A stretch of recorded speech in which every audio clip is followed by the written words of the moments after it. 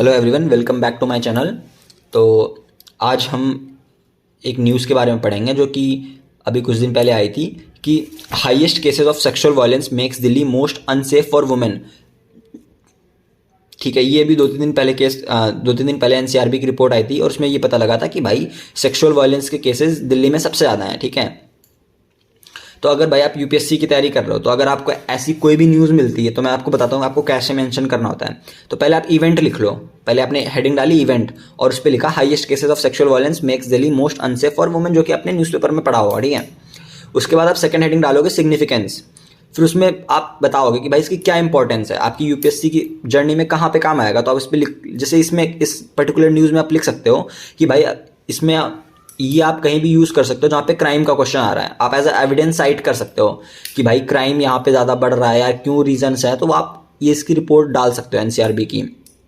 तो आपने यहाँ सिग्निफिकेंस में लिख लिया can be cited as evidence on any question on crime. ठीक है, अब थर्ड आता है सब्जेक्ट, थर्ड हेडिंग है सब्जेक्ट कि भाई ये कौन से सब्जेक्ट में आता है। यूपीएससी में तो भाई इतने सारे सब्जेक्ट हैं, तो किस में आता है, तो इस ये भाई करंट अफेयर्स में आ सकता है, जीएस में आ सकता है, और जो इसके अंदर कीवर्ड है ना, जैसे एनसीआरबी की रिपोर्ट है तो एनसीआरबी किस में आएगा, वो आएगा पॉलिटी के अंदर। अब चौथा हेडिंग है कीवर्ड्स।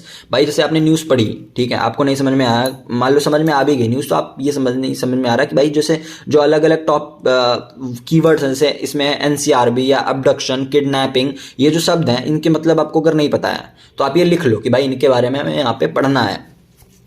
ठीक है, आपने ये चार हेडिंग बना ली, फिर अब हम आते हैं एनसीआरबी की रिपोर्ट में।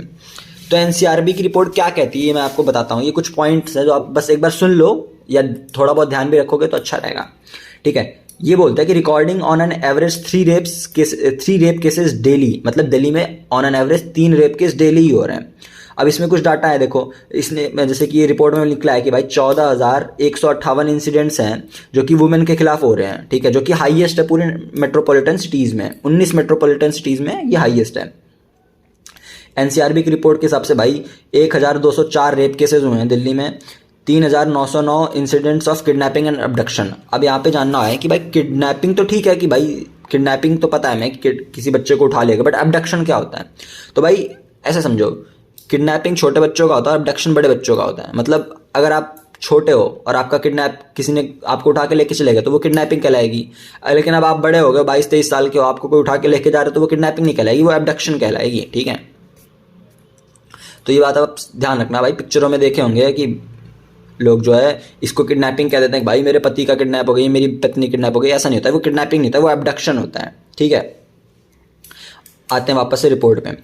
तो इसने बताया रिपोर्ट के हिसाब से 129 डॉरी डेथ हुई है, मतलब कि भाई आपने दहेज की डिमांड में अपनी बीवी को मार डाला या वो मर गई, आपने इतना डिमांड किया, इतना टॉर्चर किया कि वो मर गई।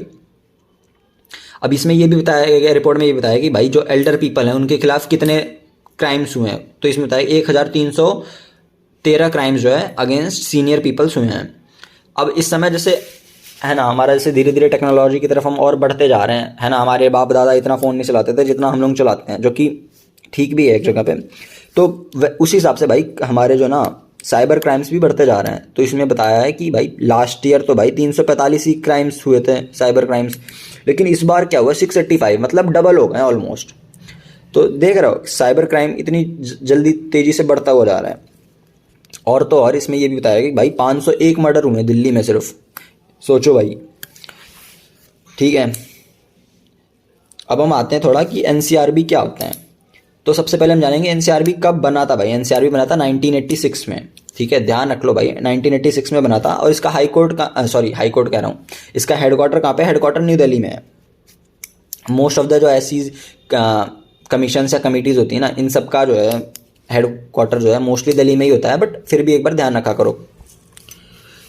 ठीक है, अब भाई मान लो ये बन तो गया भाई 1986 में, बट इसको फंड्स कहाँ से आएंगे भाई। सरकार बजट में तो लिखेगी नहीं कि एनसीआरबी को इतने पैसे जाएंगे, तो इसके फंड्स कहाँ आएंगे भाई।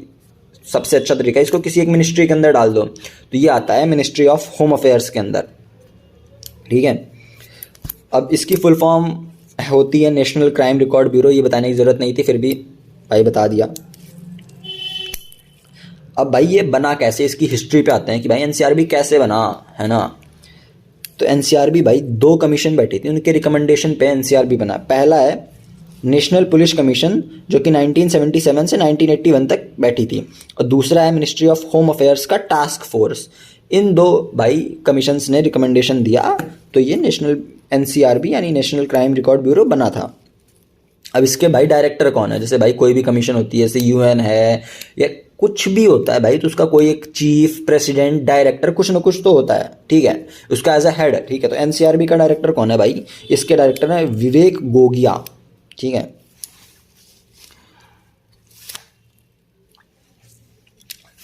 तो इस लेक्चर में इतना ही था, बस एक लास्ट में 2-3 चीज़ें, बस ये कोई डाटा नहीं है बट चीज़ें अगर माइंड में रहेंगी तो अच्छा है आपको जानने के लिए। एक चीज़ अच्छी है कि भाई एनसीआरबी का डाटा बताता है ना कि जो क्राइम्स एससी और एसटी के अगेंस्ट हो रहे हैं ना, वो बढ़ते जा रहे हैं। अब इसका रीज़न कुछ भी हो सकता है कि भाई या तो क्राइम बढ़ते जा रहे हैं या अब रिपोर्टिंग ज़्यादा हो रही है, लेकिन जो हमने देखा है कि भाई वो एससी और एसटी का क्राइम के केसेस जो है बढ़ते जा रहे हैं। और जो केसेस यूएपीए होते हैं, मतलब अनलॉफुल प्रिवेंशन ऐसे करके कुछ इसका डेफिनेशन होता है, मुझे पता नहीं, बट ये भी बढ़ता जा रहा है, ठीक है। और रिपोर्ट में ये भी बताई गई है कि भाई फेक करेंसी नोट्स, इस बार जो फेक करेंसी नोट्स हैं वो 342 करोड़ के, भाई 2022 में 342 करोड़ रुपए फेक करेंसी बनाई गई है, और वो भी इन्होंने जो पकड़ ली है, ठीक है। तो आप समझ सकते हो कि कितना क्राइम हमारे आसपास ही है, बस हमें पता नहीं चलता है, ठीक है भाई। तो आज के लिए इतना ही, थैंक यू।